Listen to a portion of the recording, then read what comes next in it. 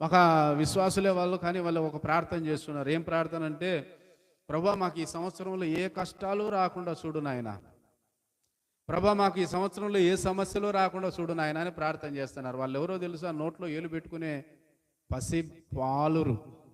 ఏం తెలీదు వాళ్ళకి. ఏ సంవత్సరంలోనే ఎప్పుడైనా కానీ దేవుడు మనకు కష్టాలు ఏ కష్టము రాలేదు నాకు ఈ సంవత్సరాలు చెప్పేవాడు ఎవరైనా ఉన్నాడా? ఉంటాడా? అది ఒక అవివేకంతో కూడిన ప్రార్థన. ప్రసంగి గ్రంథంలో మనం చూస్తాం, దేవుడు సుఖ దుఃఖములను జతపరిచి ఉన్నాడు.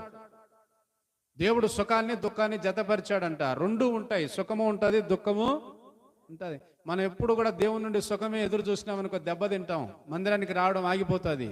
ఎందుకంటే కష్టం వచ్చిన వెంటనే దేవుడు ఉంటే నాకెందుకు ఈ కష్టం వచ్చాది, దేవుడు ఎందుకు నాకు ఈ కష్టం పెట్టినాడంట వెళ్ళిపోతావు, ఇంకా రావు.